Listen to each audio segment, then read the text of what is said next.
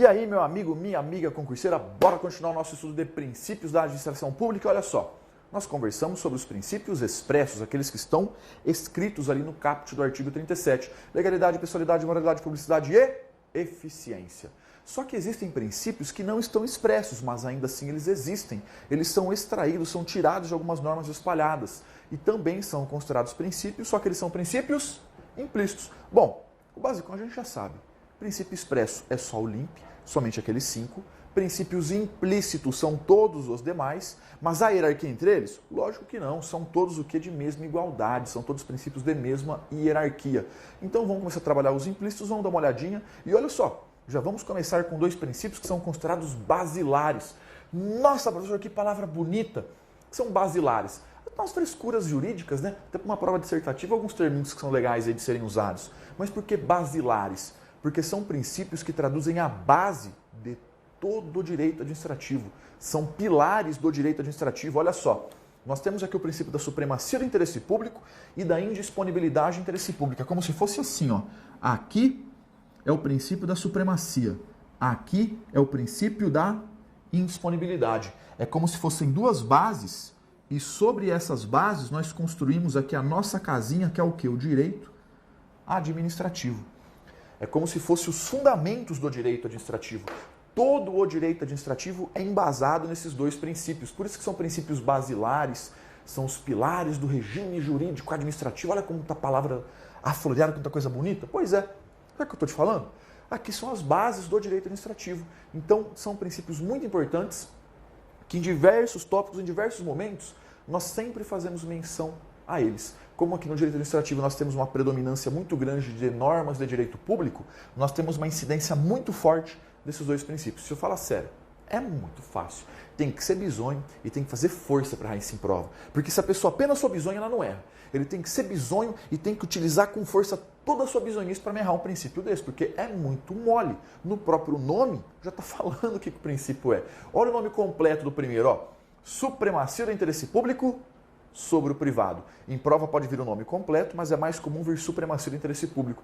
Pelo nome do princípio, olha só, pelo nome, você imagina que o interesse público e privado estão em mesmo pé de igualdade? Não, né, pô? Princípio, o interesse público, ele é o quê? Mais foda que o interesse privado. Ele é mais importante, ele prevalece sobre o interesse privado. Nós temos o interesse de todo mundo, o interesse de uma única pessoa. Regra geral, quem que vai dançar? Quem que vai se dar mal? Todo mundo? Essa única pessoa. Essa única pessoa, como regra geral. Lógico, existem exceções.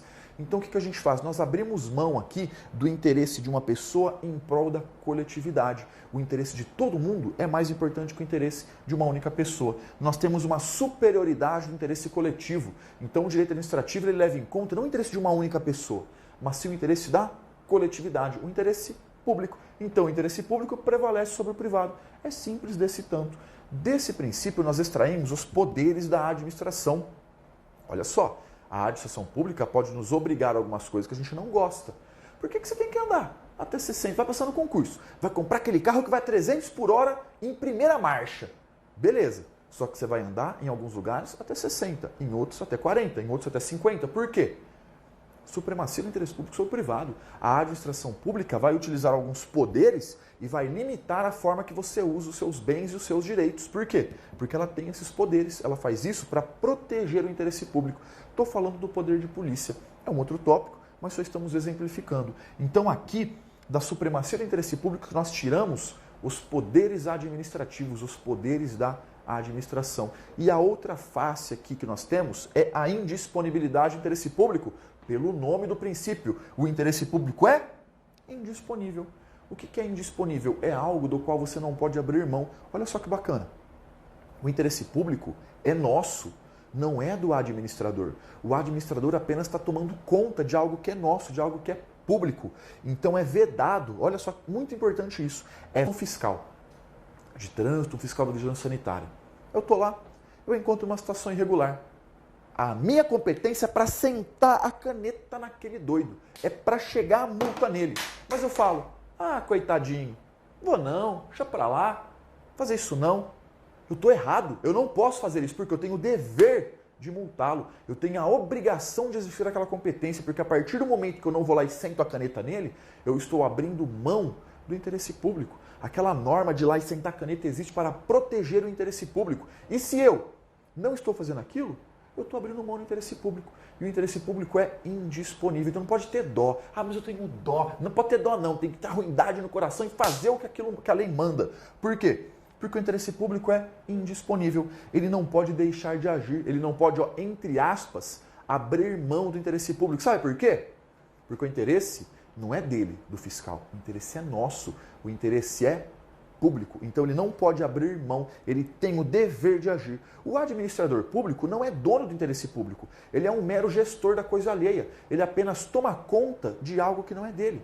Nós temos o interesse público é nosso, da coletividade. E o administrador público apenas toma conta. Ele apenas está lá tomando conta. Por isso que ele não pode abrir mão. Então olha só a indisponibilidade. Ela tem essa regra que proíbe essa observância do quê? Das suas competências, essa regra que proíbe que ele simplesmente renuncie suas competências. Ele não pode deixar de agir. Ele tem o quê? A obrigação de exercer suas competências. Daqui nós extraímos os deveres da administração. Tem uma coisinha chamada poder, dever de agir. Olha o nome, poder, dever de agir. É um poder que deve ser exercido. Ele tem o poder para aplicar uma multa, por exemplo. Ele deve exercer esse poder. Porque aquela multa existe não porque ele é um fiscal e ele é fodão. Ela existe para proteger o interesse público. Então, olha só, a supremacia do interesse público. O interesse público é mais importante que o privado. A indisponibilidade do interesse público. O interesse público não pode ser deixado de lado. Não pode haver a renúncia de competências. Ele tem o dever de agir. Daqui nós extraímos os poderes e daqui nós extraímos os deveres da administração pública. Isso aqui pode ser trabalhado em prova de diversas maneiras distintas, tá? É muito fácil, são princípios assim, que é um presente que a banca te dá. Só falta vincular sim. Mas o que você tem que ficar de olho são princípios implícitos. Embora sejam princípios importantíssimos do direito administrativo, eles são princípios implícitos. Agora nós temos outros princípios implícitos, existem vários, tá? Existem muitos princípios. A gente está trabalhando aqueles que são efetivamente cobrados em prova e aqueles que precisam de um pouquinho mais de explicação. Um outro princípio muito legal é o princípio da razoabilidade e da proporcionalidade. Eles vêm em prova muitas vezes como sinônimos. Na doutrina nós encontramos explicação para um, explicação para outro. Olha que zica, aí tem doutrina que faz o quê? Inverte a explicação. Então a banca, de uma forma geral, quando eu falo banca, as bancas, tá? De uma forma geral mesmo, elas costumam tratar eles como sinônimos. Para concurso de outro nível, lá, Pica das Estrelas, beleza. Mas para gente aí, até concursos um pouco mais elevados, eles tratam como sinônimos mesmo. Às vezes eles falam de um como se fosse os dois, trata os dois juntos, então não fica na pira não, porque a explicação vai bater por os dois. O que seria a razoabilidade? A razoabilidade é a adoção do critério do homem médio. Esse critério do homem médio diz que o administrador público tem que ter uma conduta que seria o quê? A conduta padrão, a conduta levando em conta a maioria. Vou dar um exemplo. Tem 10 fiscais, beleza, eu sou um deles. Quando eu vou aplicar uma multa, quando eu vou tomar então uma medida, vou fazer alguma atitude, vou praticar um ato, eu devo fazer aquilo mais ou menos semelhante ao que os outros fariam. Então tem um que é faca na caveira lá em cima, o outro que é bobinho, e tem outros 7 que tem um padrão. Regra geral, eu teria que adotar uma conduta pautada o que mais intermediária daqueles 7. É claro que isso aqui é um conceito aberto, tem diversas discussões, tá? O critério do homem médio é como se eu adotasse uma postura que seria adotada pela maioria das pessoas. Ter uma conduta o quê?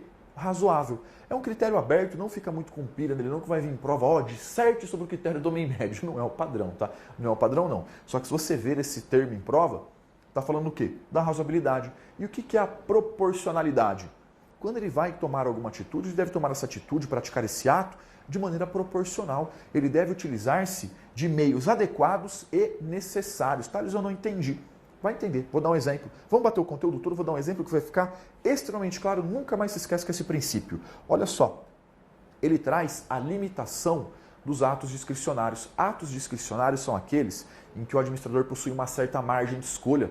Ele pode fazer um pouquinho mais ou um pouquinho menos, ou até mesmo fazer ou não fazer. Mas como regra geral em ato discricionário, ele tem uma margem de escolha para fazer um pouco mais ou um pouco menos. E esse princípio traz o quê? Uma proibição do excesso. Quando nós temos a aplicação aqui de algum ato punitivo, de uma sanção, de uma penalidade, e existe essa gradação de aplicar um pouco mais ou um pouco menos, não é ser faca na caveira, vai chegar lá no talo. Não é ser bobão, chega no mínimo. Ele tem que fazer o quê? Uma pesagem. Ele tem que fazer um balanço entre a força da penalidade que ele vai aplicar com a falta cometida.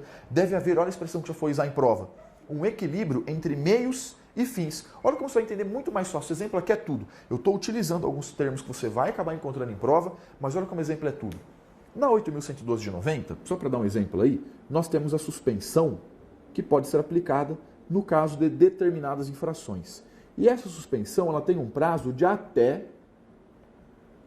90 dias. Se é de até 90 dias, o administrador, na hora que vai dar a canetada, ele escolhe. Se ele vai dar um dia, vai dar 2, vai dar 10, vai dar 20, vai dar 30, 60, 90, ele escolhe. Ele tem a margem de escolha. E olha só, 2 servidores fizeram bobeira, fizeram besteira. Tem aqui o servidor A e tem o servidor B. Servidor A é ruim, é cabra safado o servidor A. Esse cara aqui, ó, fez aquilo com dolo. Ele cometeu aquela infração de ruindade, de propósito. Esse cara aqui é reincidente. Não é a primeira vez que ele faz isso. Ei, já fez isso aqui várias vezes. Várias vezes. O que ele fez causou um prejuízo grande para a administração pública, causou um prejuízo maior. E ele estava de má fé. Ele estava de má fé. Inclusive, ele que levou esse trouxa aqui a cometer a infração junto com ele. Esse idiota aqui não agiu com dolo, ele agiu com culpa. Ele não fez de propósito, ele fez porque é burro, porque não prestou atenção, porque não deixou o Tico e o Teco conversando, porque é meio jumentão. Esse cara é a primeira vez que faz isso. Nunca cometeu infração alguma. Ele também participou daquilo, mas o prejuízo que ele causou não é tão grande. O prejuízo dele é um pouquinho menor. Ele não estava de má fé, ele é tonto, ele é burro, ele é tapado, é um bicho burro. Beleza, eu sou administrador público, vou aplicar suspensão para eles. Eu chego e falo, deixa eu pensar, acho que eu vou dar uns 60 dias aqui e 60 dias aqui. Isso é uma conduta razoável e proporcional? Lógico que não, porque eu estou tratando situações diferentes com a mesma força. Isso não é uma conduta razoável e proporcional. Ah, então não é? Então eu vou fazer assim, eu vou dar um dia para esse e um dia para esse. Isso é a conduta razoável e proporcional? Também não é. A conduta razoável e proporcional é o quê?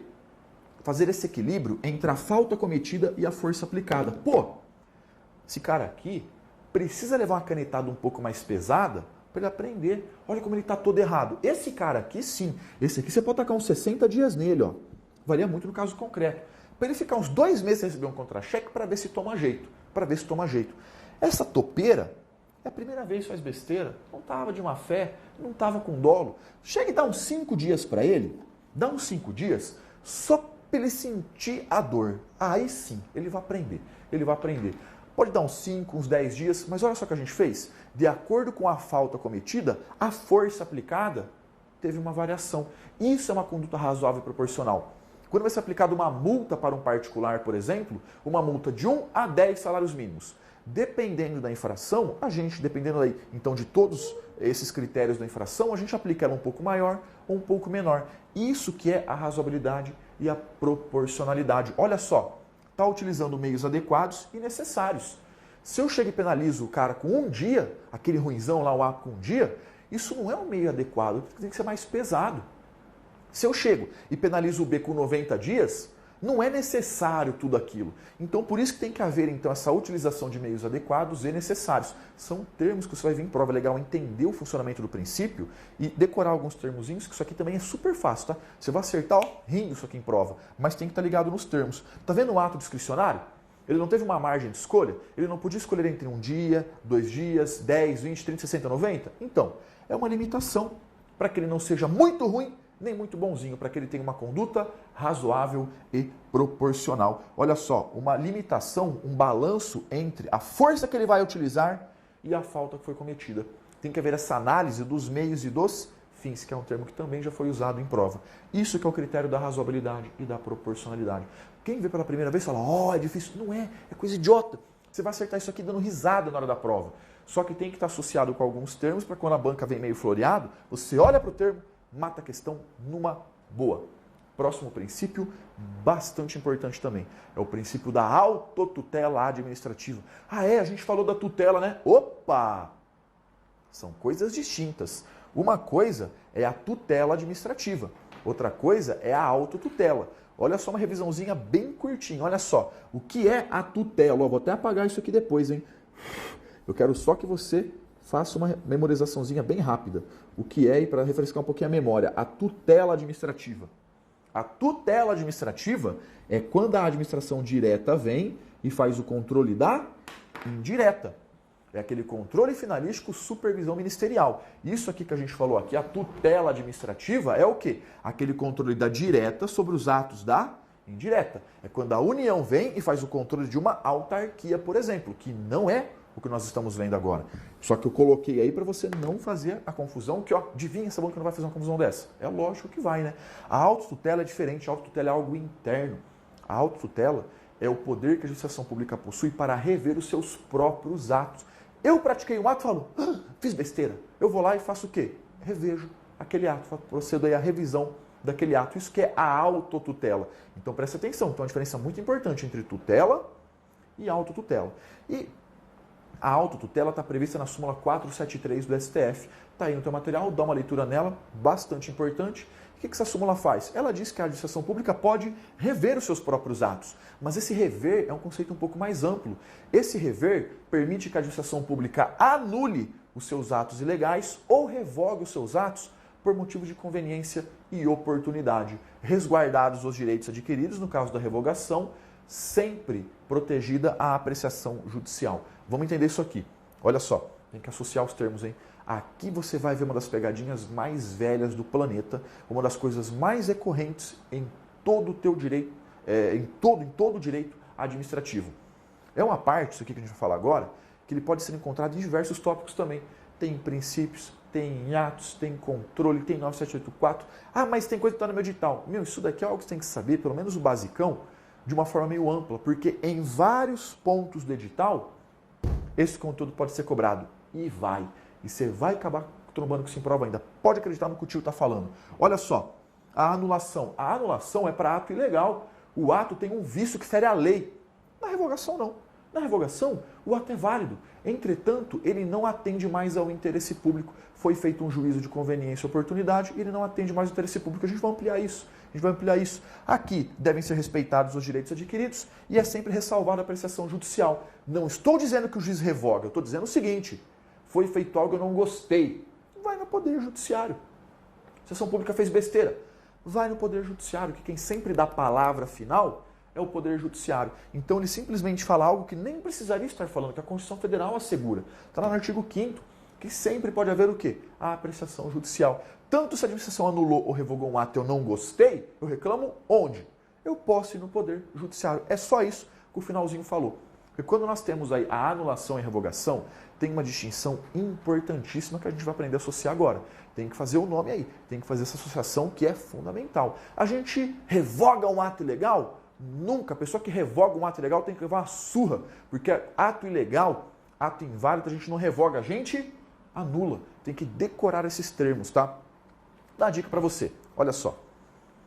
Já viu um fio tudo embolado assim de computador? Quando você quer desembolar, o que você faz? Você enfia a mão no meio e puxa? Não dá certo? O que você faz? Pode falar. Procura uma ponta. Vai falar que não é. Procura uma ponta. A mesma coisa aqui. Vamos desembolar puxando uma ponta.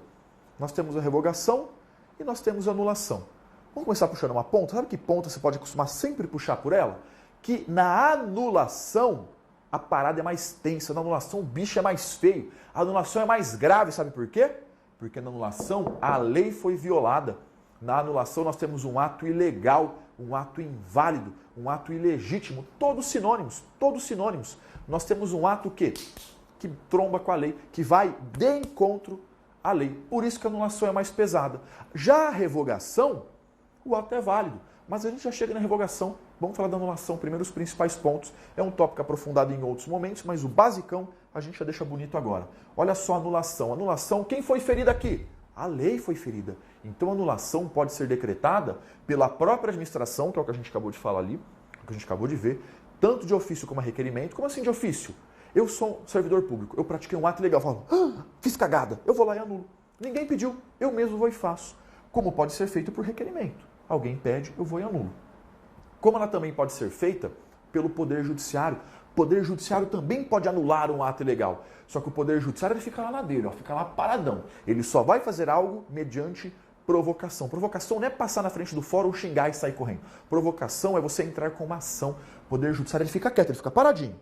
Aí você entra com uma ação e ele vai e anula. O Poder Judiciário não age de ofício. O Poder Judiciário só age mediante provocação.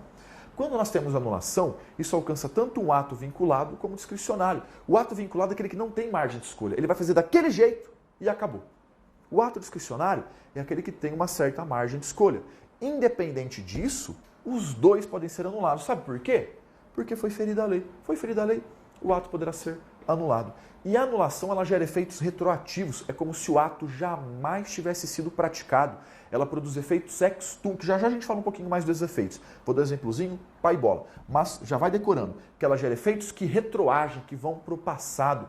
É como se o ato jamais tivesse sido praticado. Agora, olha a distinção da revogação. Na revogação, o ato é válido. Lembra a pontinha que a gente puxou? Então, na anulação, o ato é ilegal, o ato é inválido. Na revogação, não. O ato é válido, o ato está de acordo com a lei, não tem vício de legalidade algum. Entretanto, ele não preenche mais interesse público. Olha os termos que eu quero que você associe. Ó.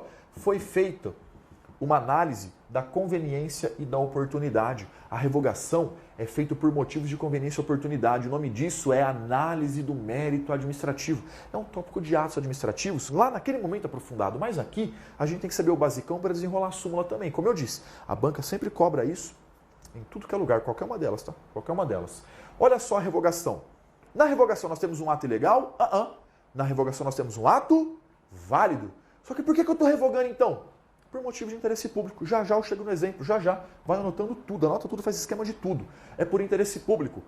Só que a revogação não pode ser feita pelo Poder Judiciário. A revogação é feita apenas por aquela pessoa que praticou o ato. Quando eu digo pessoa, eu digo apenas pela própria administração. Pode ser ele, o chefe dele, mas é apenas aquela administração pública que praticou o ato. Decora essa frase, ó.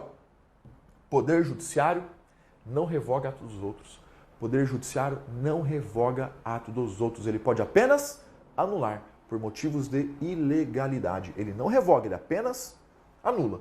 Então, a revogação é só quem praticou o ato. É só quem praticou o ato.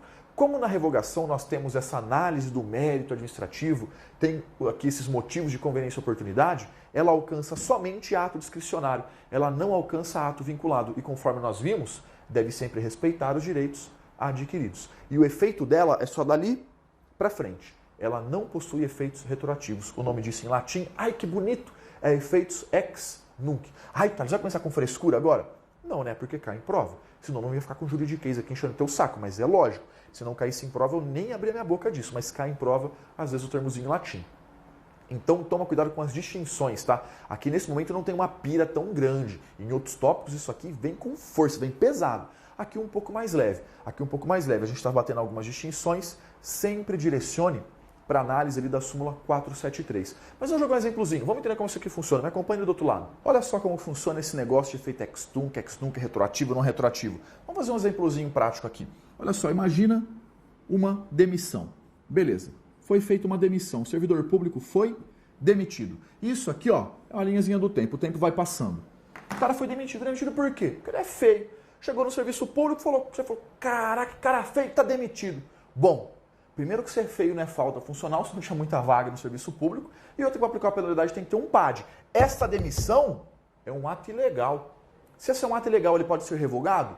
Não, se é um ato ilegal, ele pode ser anulado. Aí a pessoa vai, entra com recurso administrativo, o processo judicial faz macumba, faz do inferno, para conseguir anulação. E ó, ela consegue. E aqui na frente ocorre a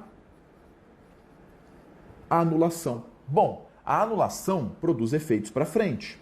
O cara volta para o trabalho e continua a receber. Mas vem cá, a anulação é como se ela entrasse numa maquinazinha do tempo e essa demissão jamais houvesse ocorrido. Ela gera efeitos retroativos à data da prática do ato. Ó.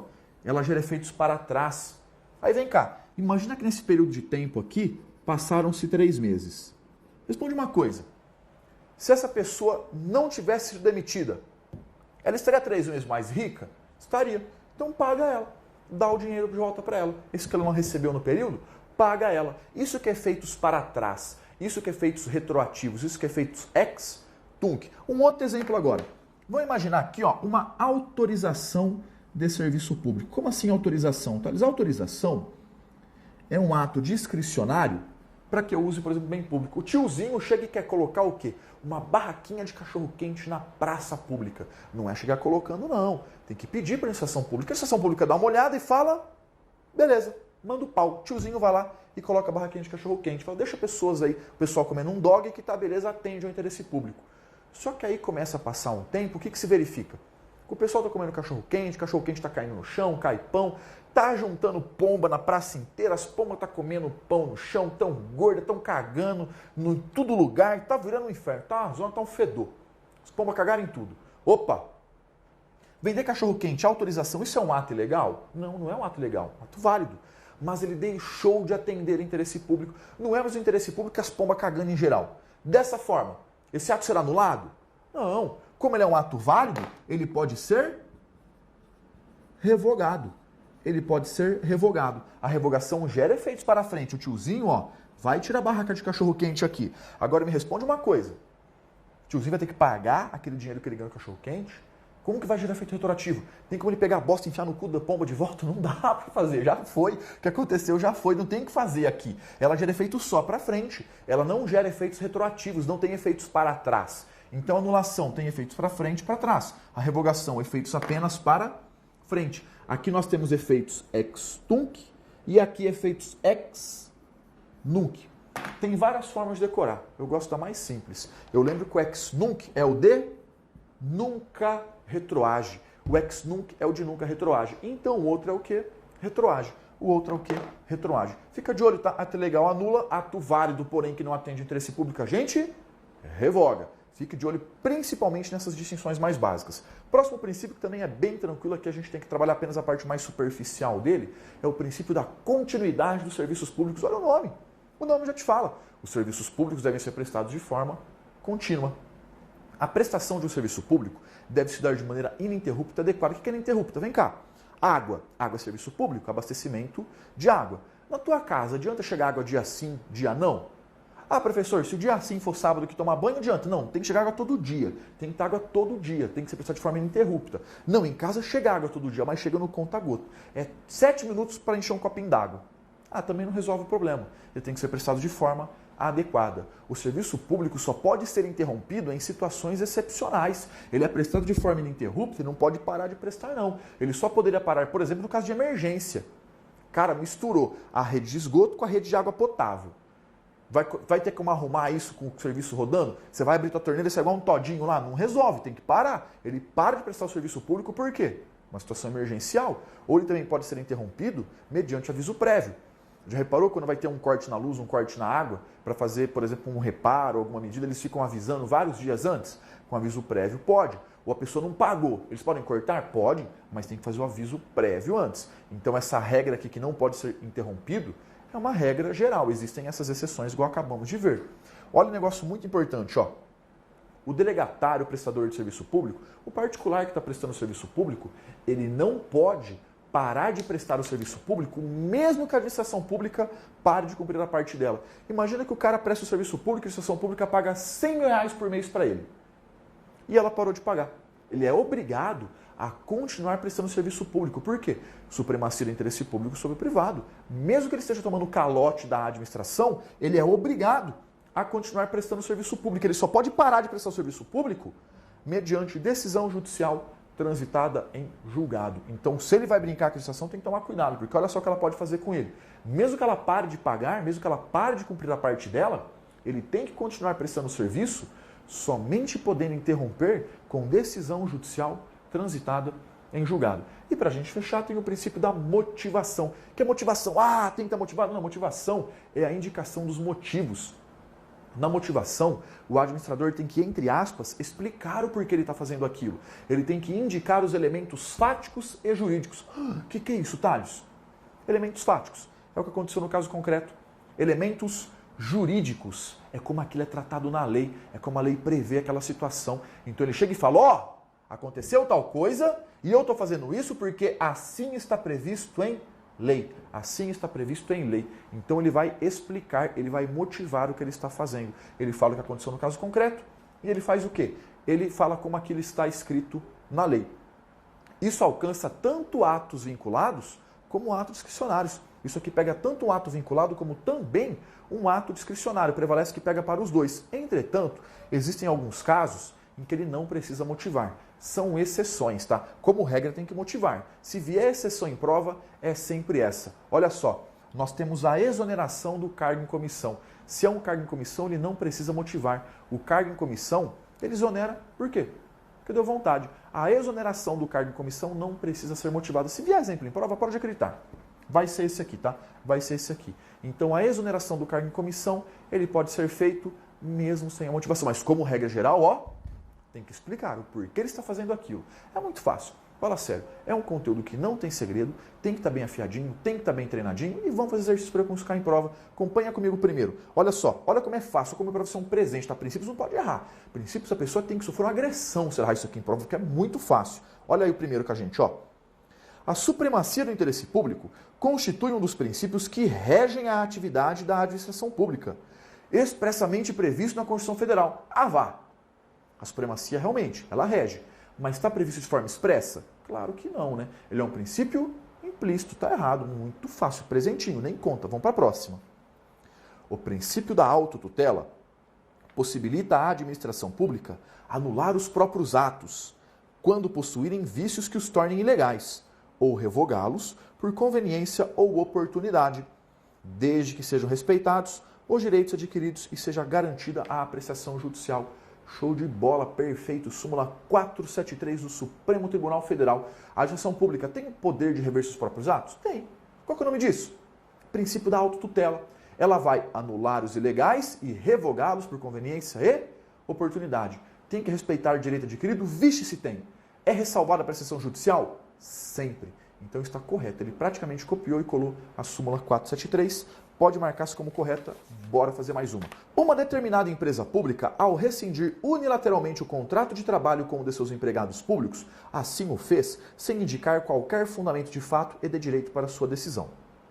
O ato em questão evidencia violação ao princípio administrativo A do controle, B da eficiência, C da publicidade, D da presunção de legitimidade e E da motivação. Olha como é fácil. O que ele não fez?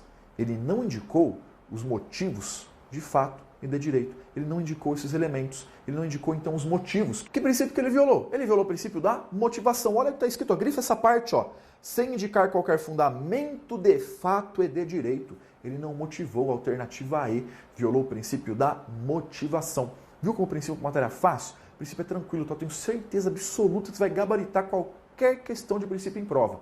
Mas dá uma boa estudada, fica de olho quando é expresso, quando é implícito, lembra que não há hierarquia e vai associando para que serve cada um deles e aquelas pequenas observações. Depois, ó, só chegar e correr para o abraço. Valeu? Então, bunda na cadeira, vai estudar e nos encontramos na próxima aula. Grande abraço.